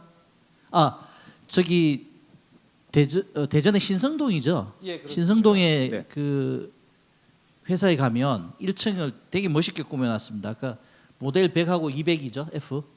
오늘 사실 예. 제가 조금 시간 맞춰온 이유가 AF400이라는 아까 4m급의 기체 출고식을 저희 회사에서 오늘 있었습니다. 굉장히 기체가 큰데 오시면 한번 보실 수 있고, 그다음 아덱스 서울 에어쇼죠. 킨텍스에서 10월 셋째 주에 있습니다. 오시면 저희가 방산 쪽에도 일단 인트로덕션을 하기 위해서 아덱스에 출품도 하고 있으니까 많은 관심 주시면 감사하겠습니다. 네, 고맙습니다. 네, 감사합니다. 그 1층에 찾아뵀는데 1층에 층고도 높고요. 이게 틸트로터 방식이라 수직 이착륙이어서 현장에서 잠깐 뛰어볼 수도 있고 아주 재밌는 구경을 하실 수 있을 것 같습니다. 고맙습니다. 다음은 쉘파 스페이스의 윤자문 대표님이십니다. 쉘파 스페이스는 스마트팜하고요, 에그텍 관련해 가지고 핵심 기술 개발 스타트업입니다. 투자 단계는 시리즈 A입니다. 안녕하십니까. 기후 변화에 대응하는 스마트팜 기술 기업 쉘파 스페이스 대표 윤자문입니다. 우리가 스마트팜이라 하면 결국에는 내가 원하는 땅에서 내가 원하는 작물을 에너지를 좀 덜 쓰면서 그리고 물 사용량이라든지 환경 친화적으로 기르는 것을 목표로 하고 있습니다.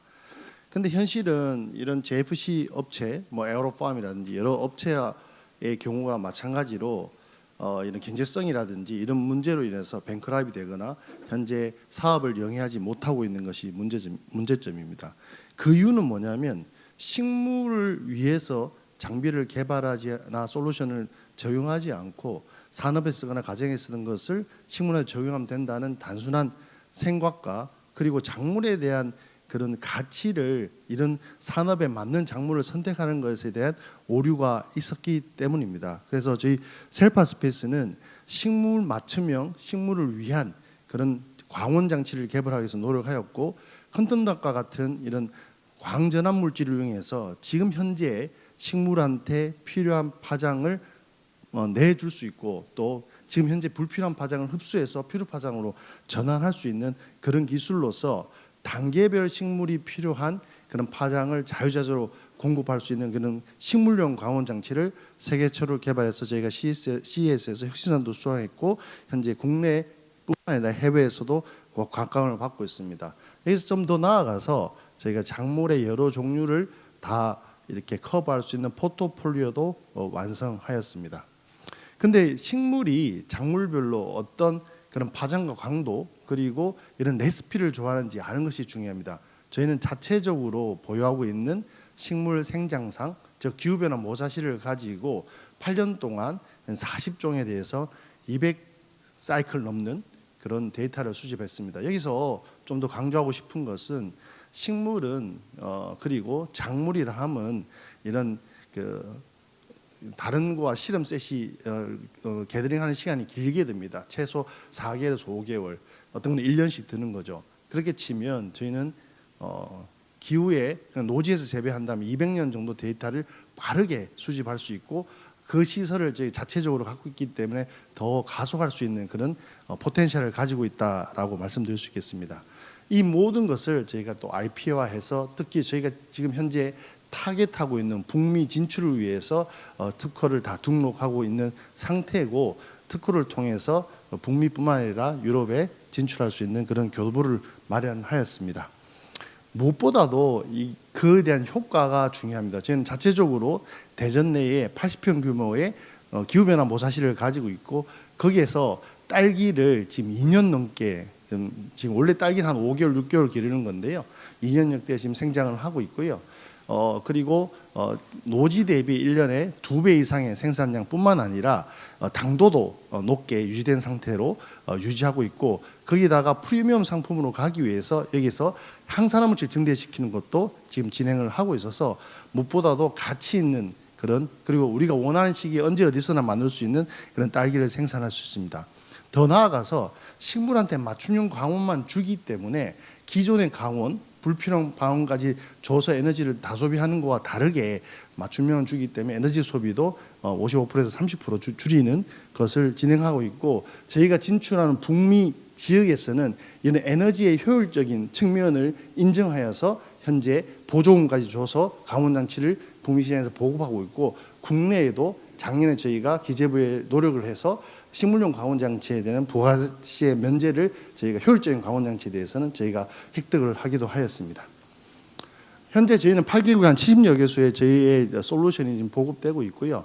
무엇보다도 저희 회사가 퀀텀 점프할 수 있는 기회가 되는 기회의 땅인 북미 시장, 이미 다 아시다시피 스마트팜의 가장 밸류가 업되어 있는 가치 있는 그런 작물인 카나비스 시장의 진출을 위해서 노력하고 있습니다. 그래서 저희는 그럼 유럽과 북미의 한 5조 정도 되는 강원 시장에 1% 시장을 타겟해서 제가 진출하려고 노력하고 있고요. 그 세상에 가지지 못한 그런 강원 장치이기 때문에 충분히 가능할 거라고 생각하고, 더 나아가서 전체 환경지역 시장, 300주 시장을 도전하려고 합니다. 현재 그러기 위해서 저희가 현재 작년에 미국의 법인을 설립하였고요. 그리고 현재 1차 POC에서 기존 대비 한 20% 정도 가치 증대되는 결과를 얻었는데, 그에 더 나아가서 현재 2차 POC를 지금 전문가 그룹, 대마 전문가 그룹인 CRC 그룹과 지금 하고 있고, 현재 제가 어제 입국했는데 뉴멕시코의 엔도팜에서 3차 POC를 위한 강원 장치에 대한 딜리버리를 마치고 제가 어제 입국을 했습니다. 그래서 텍사스 오스틴에서 잘 도와주고 계신데요. 제가 좀 소개해드리자면 글로벌 업 프로그램 때문입니다. 카이스트에서 추진하는 글로벌 업 프로그램에서 저희가 어떤 타겟한 고객을 잡아야 되는지, 누구한테 우리가 검증을 받아야 되는지 이런 것을 잘 소개해 주셔가지고요. 그래서 요번에 또 저희 출장도 글로벌 업 팀하고 같이 카이스트랑 같이 다녀왔습니다. 현재 저희는 이제 강원 장치뿐만 아니라 아까 앞에서 잠깐 언급했는 식물용 맞춤형 시스템을 전 솔루션을 다 개발하고 있습니다. 개발을 해서 코스트 다운을 시킨 상태이고요. 뭐 양액기부터 통합지역이 이런 것들을 다 저희가 개발해서 고객이 원하는 작물에 맞춤형으로, 또 고객이 원하는 사이트에 맞춤형으로 할 수 있는 역량을 가지고 있어요. 그를 통해서 목표는 시스템 인테그레이션을 통해서 효율화, 최적화지만 가장 중요한 것은 이제 가격 코스트 다운에 있습니다. 그것도 가능한 그런 기업이라고 말씀드릴 수 있겠고, 현재 저희는 개발은 완료된 상태라서 시리즈 A 투자를 통해서 미국 진출을 위해서 지금 인력 충원을 통해서 커머셜 인력들을 통해서 영업이라든지 아니면 판매 CS망을 확충하는 데 목표를 두고 있습니다. 현재 지금 요 숫자는 좀 크게 나와 있는데요. 저희 목표는 2028년에 500억 매출을 목표로 하고 있고, 올해는 현재 한 20억 정도 한 상태고, 나머지는 좀 부진하지만 내년에 더 크게 성장할 거라고 기대를 하고 있습니다. 현재 저희는 테크 중심의 그런 멤버들이 모여 있는 상태고, 현재 카이스트도 많이 도와주고 계시지만 현재 커머셜 인력들의 확충, 또 해외 인력들의 확충을 통해서 해외 진출을 위해서 계속 노력하는 그런 기업이 되도록 하겠습니다. 이상 발표를 마치도록 하겠습니다. 네, 윤 대표님 고맙습니다. 혹시 질문 있으십니까? 질문. 대표님 쉘파 대전점 홍보를 좀 해주시죠. 예, 저희가 현재 대전에 가장 유명한 램밸류가 있는 건 성심당이지 않습니까? 성심당 본점 바로 앞에 원래 공실이었던 40년 동안 공실이었던 공간에다가 현재 저희 회사 홍보실을 40평 정도 규모로 8층 라운지에 운영을 하고 있고요. 또 지하 2층에 80평 규모로 아까 말씀드렸던 기후변화실을 운영하고 있습니다. 그 기후변화실에는 7개의 기후변화 모사실이 있고요. 그럼 전 세계 기후를 식물을 두고 저희가 데이터를 베이스를 확충하고 있고요. 또 트윈팜으로 아까 말씀드렸던 카나비스 리서치 콜리션이라는 사우스캐롤라이나에 있는 저희 트윈팜하고 같이 동등한 실험을 통해서 검증을 하고 있습니다. 그리고 30평 규모의 딸기 데모프레이션이 있습니다. 그래서 보시면 지금 세상에서 한 번도 경험하지 못했던 2년 넘게 기른 딸기가 이렇게 맛있나를 경험할 수 있는 그런 공간도 있고요. 오늘 또 지금 신입 사무관들이 우리나라 공무원들 사무관 되신 분들이 저희 회사의 코스로 잡아가지고 견학을 오셨는데 제가 이것 때문에 거기에 못 가고 여기 와 있는 상태입니다. 예. 고맙습니다. 질문. 예, 안녕하십니까. 예, 저는 두바이의 병원에서 일하고 있는 사람인데요. 쉘파니까 뭐 히말라야 이런 데도 안내하시는 분이 쉘파인데 북미나 뭐 사우스캐롤라이나 뭐 이런 데 다 좋으신데 두바이나 이런 중동 쪽에 사실은 저런 것이 기후 변화나 기타 스마트팜 자체가 들어가야 될 자리가 아닌가 생각합니다. 우선순위는 아닐 거예요. 그러나 그 부분도 좀 염두에 두시고요. 특히 한국에 와서 인천에 있는 병원에 갔더니 1층에 뭐 스마트팜 형태로 해서 상추랍니까? 그것도 먹고 일하더라고요. 그래서 그런 부분이 그 중동의 두바이, 카타르, 뭐 리야드 이런 데서 충분히 어필할 수 있다는 걸 염두에 두시고요. 셀파 정신으로 중동을 한번 오시기 바랍니다. 예, 감사합니다. 예. 말씀하신 대로 저희가 10월 둘째 주에 글로벌 자이텍 두바이 행사에 참여할 예정이고요. 둘째 주에요? 예, 예. 아, 예. 그럼 만날 수 있겠네요. 예, 그때 뵙겠습니다. 예, 예. 예. 네, 고맙습니다, 윤 대표님. 윤 대표님, 쉘파 대전점은 대전시하고 협의해서요. 대전 투어할 때 성신여관에서 가깝잖아요. 거기 딸기 농장을 좀 키워서 딸기 한 알 따기 이벤트 같은 그런 것도 한번 연계해 보면 좋을 것 같습니다. 예. 예. 그러니까 저희 회사가 성신단 덕을 보는 게 전국에 계신 분들이 어딘 가야 되겠고 성신단 가고 싶고 저희 찍고 가시는 걸로 하기 때문에 충분히 가능할 것 같습니다. 언제 한번 협의 한번 해보시죠. 예, 알겠습니다. 네, 감사합니다. 예. 네, 다음은 이따반도체 전호연 대표님입니다. 이따반도체는 노코드 설계, 반도체 설계 스타트업입니다. 투자 단계는 시리즈 A입니다. 네, 안녕하세요. 이따반도체 전호연입니다. 네, 저희는 이제 SoC 설계도 이제 노코드로 할 수 있는 기술을 개발하고 있고요. 네, 압도적인 생산성 향상을 이제 설계 단계에서 줄 수 있다고 생각을 하고 있습니다. 네, 그래서 저희 이제 딱 3년 됐는데 이제 뭐 특허 같은 것도 열심히 내고 있고 특허 3년 차에 24개면 좀 많은 거라고 생각을 하고 있고요. ISO 26162 인증도 받고 있고 이제 뭐 저희 그러니까 삼성에서 테이프아웃 한 거긴 하지만 테이프아웃 경험도 많이 있고 이제 저희 솔루션이 적용된 칩도 이제 나와서 문제 없이 잘 돌고 있습니다. 그래서 저희가 아주 공격적으로 영업을 하지는 않고 있지만 그래도 솔루션을 팔고 있고 이제 올해 말쯤이면은 솔루션 1차가 완성될 거라고 생각을 하고 있습니다. 그래서 이제 SoC에 대해서 좀 얘기를 해봐야 되는데요.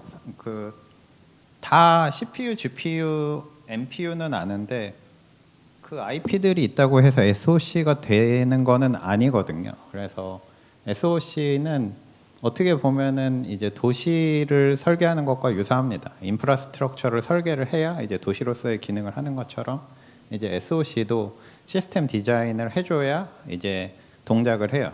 근데 다 CPU, GPU, NPU만 하니까 저 백그라운드에 뭐가 있는지를 이제 얘기를 못하죠. 근데 예전에는 칩이 간단할 때는 저게 굉장히 간단했어요. 그래서 중요도가 없었고 심지어는 컨벤셔널 플로우에서는 IP를 가져다가 인테그레이션을 하면 된다고 나오거든요. 근데 이제 해외 학회나 이런 데를 가보면 요즘은 다 복잡도에 대해서 얘기합니다. 칩이 너무 복잡해. 무어의 법칙 생각해 보시면 알겠지만 게이트 수가 2년마다 2배씩 증가하는데 그 복잡도가 상상을 초월하거든요. 그 복잡도를 다 해결을 못해서 굉장히 다양한 솔루션을 찾고 있는데 저희는 그 복잡도를 해결하는 솔루션이라고 생각을 하시면 됩니다. 네.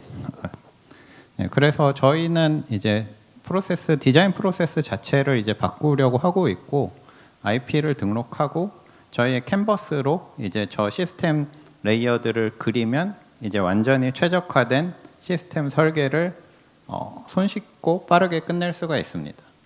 그래서 현재는 3개 파워 캔버스, 클락 캔버스, DFT 캔버스 3개 솔루션이 준비가 되어 있고 3개 솔루션을 이제 고객한테 적용해 본 결과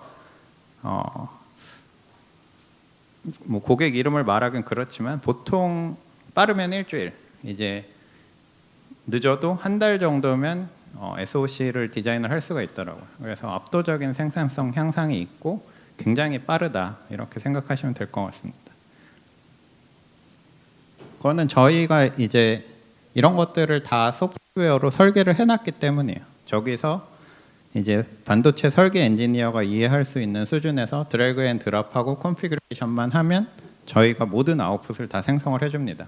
단순히 디자인만 되는 게 아니라 아까 전에 말씀드렸던 디자인에 필요한 모든 파일을 한 번에 생성을 해줘요. 그래서 뭐 합성에 필요한 파일도 생성을 해주고 그 디자이너가 웨이브 해야 되는 파일도 생성을 해주고 뭐 코드도 생성해주고 소프트웨어 코드도 생성해주고 모든 아웃풋을 다 생성을 해주기 때문에 이제 컴플렉시티를 한 번에 줄일 수가 있게 되는 거죠. 그래서 이제 처음에 보여드렸던 왼쪽처럼 커뮤니케이션을 굉장히 복잡하게 해야 됩니다. 시스템 디자인은 뭐 아키텍처랑도 논의해야 되고 IP에도 맞춰야 되고 합성에도 영향을 주기 때문에 굉장히 복잡한 커뮤니케이션을 해야 돼요. 근데 저희의 이제 SOC 캔버스를 사용하게 되면 각 디자이너들이 원하는 아웃풋을 다 동시에 생성해주게 됩니다. 아키텍처한테는 그림을 산출해주고 이제 IP 디자이너한테는 어떤 정보로 우리가 시스템 설계를 했는지 정보를 주고 합성 엔지니어한테는 합성에 필요한 정보를 주고 그래서 복잡하게 꼬여있던 커뮤니케이션 프로세스가 이제 오른쪽처럼 패러럴하게 변경이 되고요. 그리고 이제 최소한 25% 정도 디자인 타임을 줄일 수 있다라고 저희는 생각을 하고 있고요.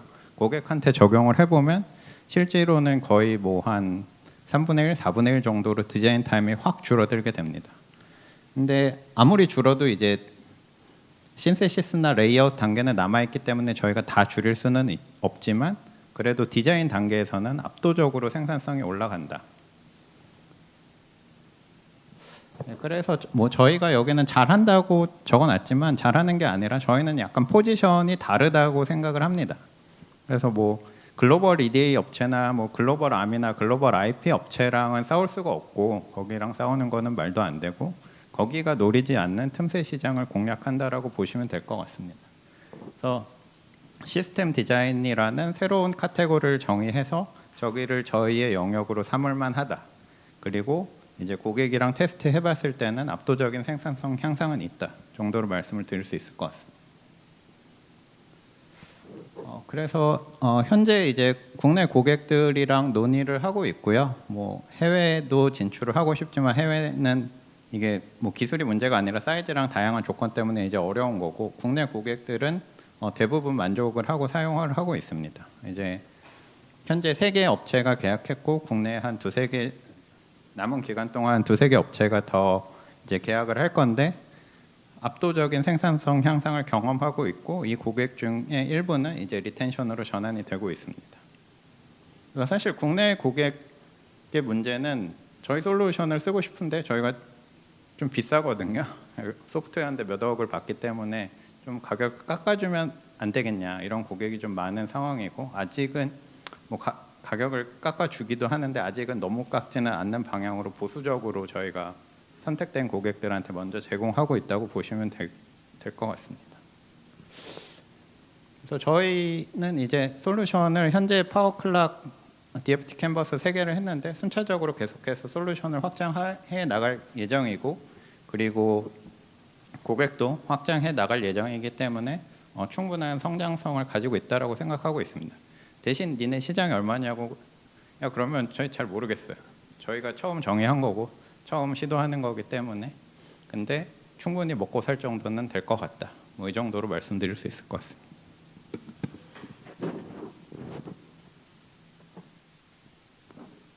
네, 질문 받겠습니다. 네.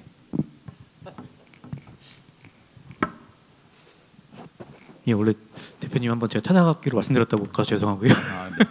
아니, 보면 그 케이던스랑 시놉시스랑 경쟁을 하면서 동시에 우리 고객이 될 수도 있는 상황인 건가요? 네, 그 케이던스나 이제 시놉시스 쪽은 저희를 그냥 되게 유심히 지켜보는 중이고요.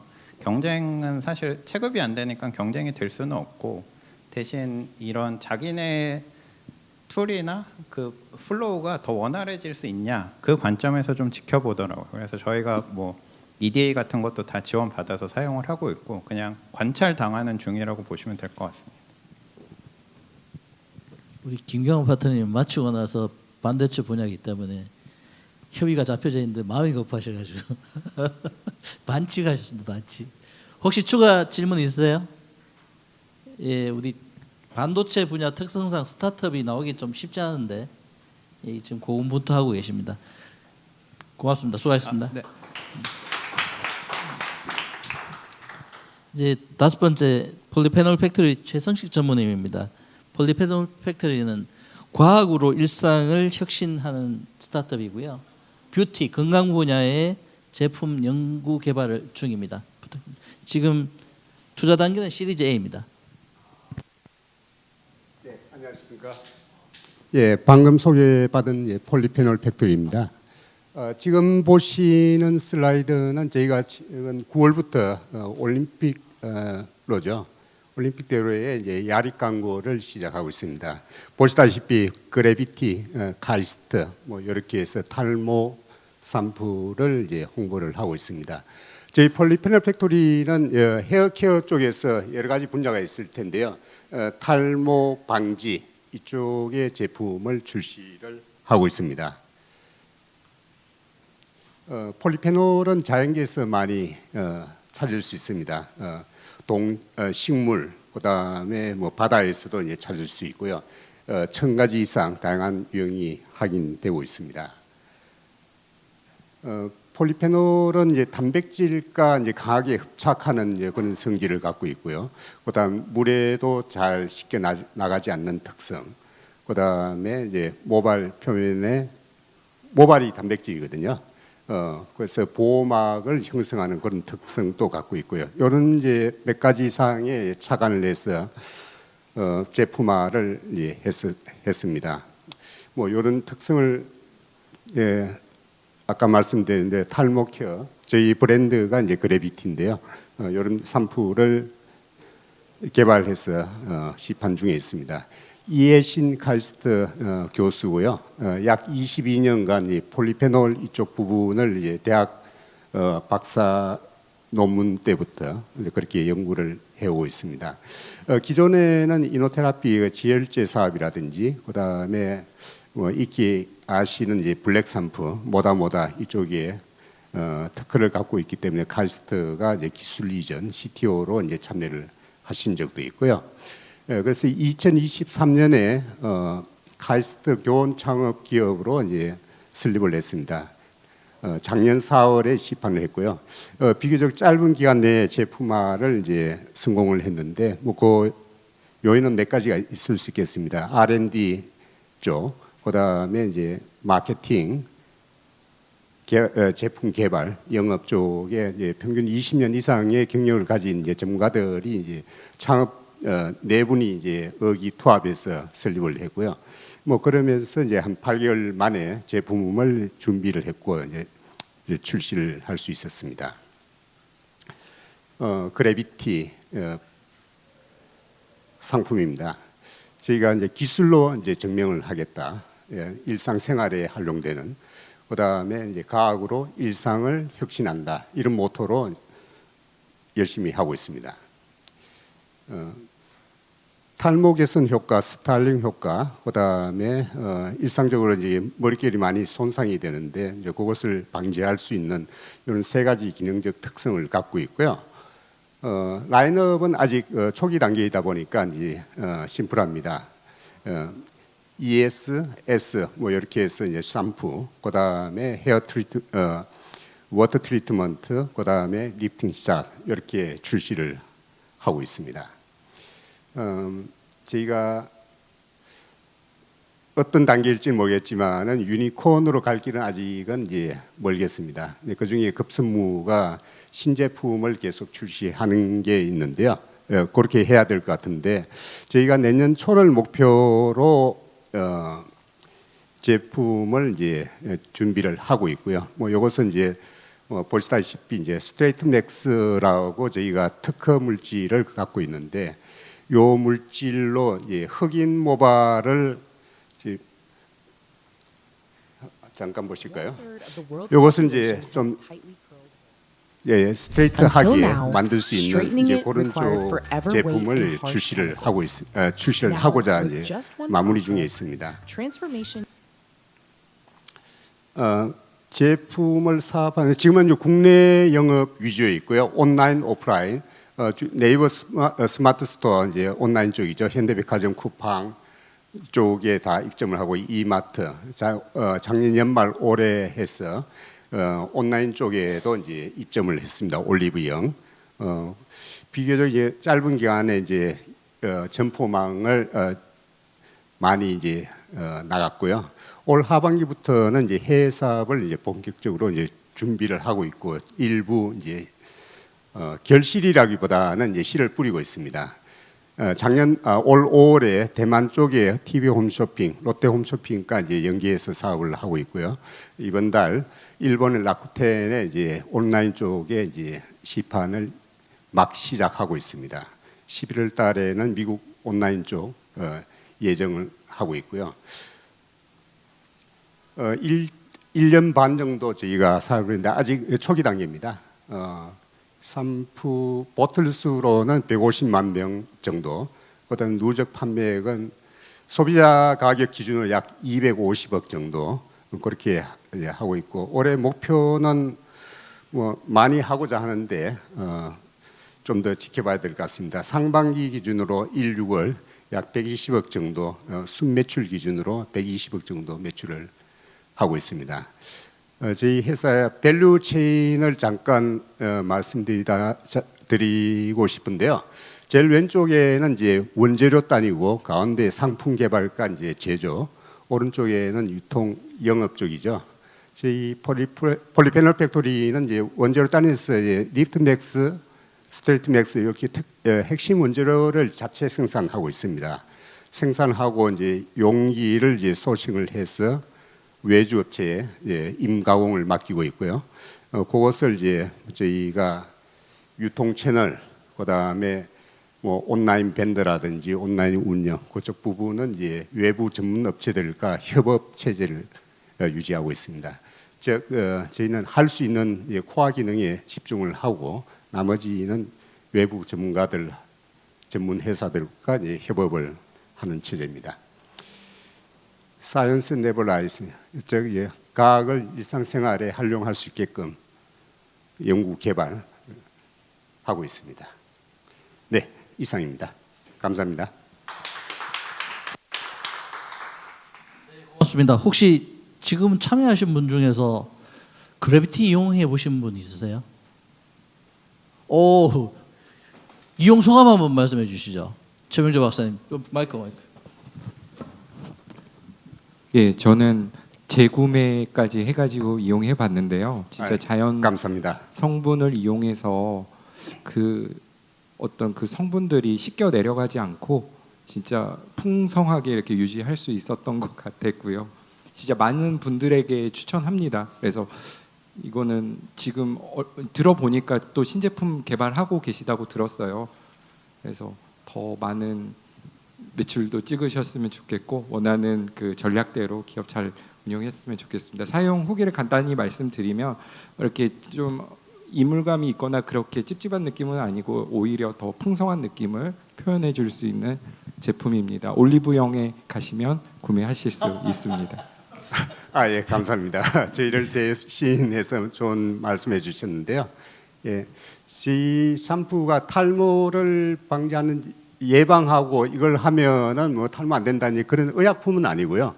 예, 샴푸이기 때문에 기능성입니다. 예, 그래서 탈모를 완화시키고 좀 예방하는 데 도움이 되는 뭐 그런 제품이 되도록 열심히 하겠습니다. 네. 저는 병원에서 왔는데요. 폴리페놀이 모발에 작용해가지고 풍성하게 보이게 하거나 모발을 보호하는 것은 제가 이해가 되는데 저게 이제 모공 안에 들어가서 예를 들어서 뭐 어떤 모근까지 작용을 하는 건지 메커니즘이 어떤 건지 만약에 작용을 한다 그러면 추후에 저런 폴리페놀 성분을 의료 쪽으로 해서 뭐 인젝션을 하거나 다른 용도로 활용할 수도 있지 않을까 이런 생각을 좀 하는데 혹시 그런 계획이 좀 있으신가 해서요. 네, 계획은 있고요. 방금 말씀하신 대로 지금은 이제 두피에 이제 코팅막을 형성해서 이제 방금 말씀하신 헤어 스타일에 초점을 맞추고 있고요.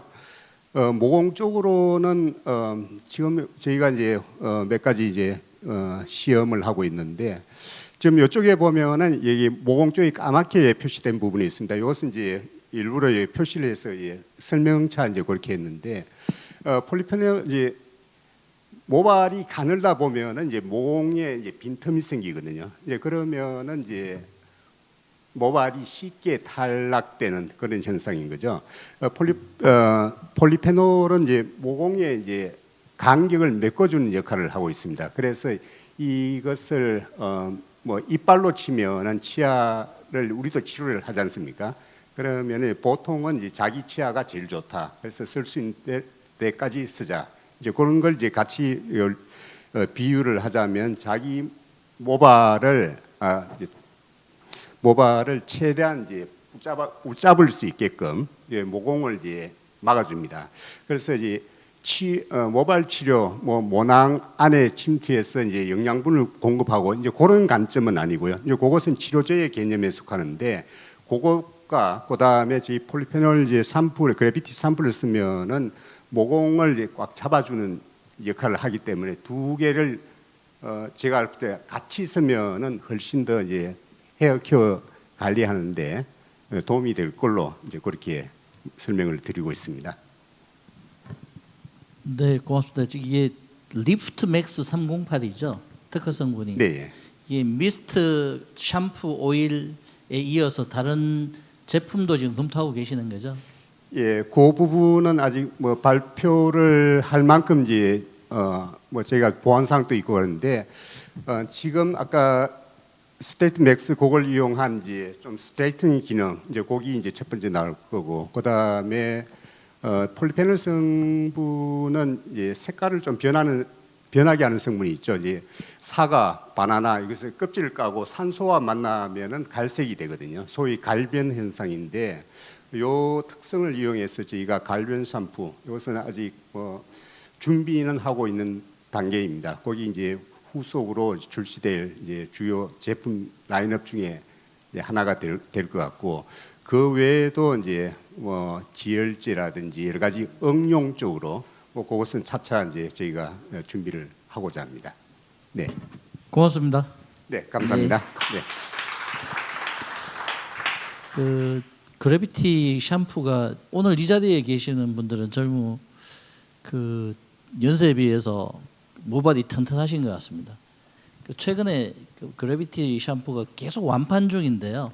완판 중인데 주변에서 제 선배님 한 분도 야 좋아서 내가 출장 다닐 때도 가지고 다녀 그러시더라고요. 그리고 카이스트 브랜드 샵에서도 지금 판매를 하고 있고요. 그래서 혹시 주변에서 좀 그 탈모로 좀 고민이 있으신 그 지인이 계시면 좀 추천하시면 아마 칭찬 받으실 것 같습니다. 이상으로 IRP 5개사 마쳤고요. 이제 마지막은 엔덴 밀업 그리고 1대1 비즈니스 미팅이 있는데요. 그거 마무리하기 전에 제가 일단 공식적으로는 테크 플라자 마무리를 좀 하고자 합니다. 그 모두에도 말씀드렸다시피 지금 내년의 상황이 투자나 혹은 R&D 쪽으로 투입되는 자금들이 조금 회복 혹은 증가될 것 같습니다. 제가 그걸 보면서 어떤 생각을 했나 하면 제가 사회생활 초년에 5, 6년, 5, 8년생 팀장님들이 그런 이야기를 하셨어요. 야 용철아, 얘 원래 그 물 들어올 때 놓쳤는 거야라고 하셨습니다. 그래서 지금이 딱 내년에 물 들어올 시기를 준비해서 지금 열심히 좀 R&D나 혹은 해외 진출을 고민하고 지금부터 준비하시면 내년 초부터 스타트할 수 있는 그런 기회가 되지 않겠나 싶습니다. 그런 차원에서 저희가 글로벌 유니콘으로 가는 1, 2, 3 지금 4회 진행했고요. 다음 달에는 실제 카이스트 교원 학생 창업자분 중에서 가장 최근에 실리콘밸리 그리고 동부 쪽으로 플립을 하거나 법인을 설립해서 투자 유치와 함께 마케팅 세일즈 활동을 하고 있는 두 분을 세미나로 모시고 그리고 오늘 저희가 모시지 못한 남은 글로벌 유니콘 후보분들 다시 또 모셔가지고요. 어떻게 지금 도전을 하고 있는지 이 글로벌 유니콘 도전이라는 주제로 저희가 10월 29일 맞나요? 10월 9일 이곳 팁스타운에서 할 겁니다. 그래서 그때는 시간은 오후 2시로 지금 잡혀져 있고요. 한 번 더 우리 PwC 3일 회계부원 두 분께서 와주셔가지고요 1대1 비즈니스 미팅을 담당해 주실 예정입니다. 오늘 참석해 주셔서 고맙고요. 줌으로 접속해서 관심 있게 청취한 분들께도 감사드립니다. 저희는 다음 달 29일 이곳 팁스타운에서 제5회 테크플라자 글로벌 유니콘 도전이라는 주제로 뵙도록 하겠습니다. 고맙습니다.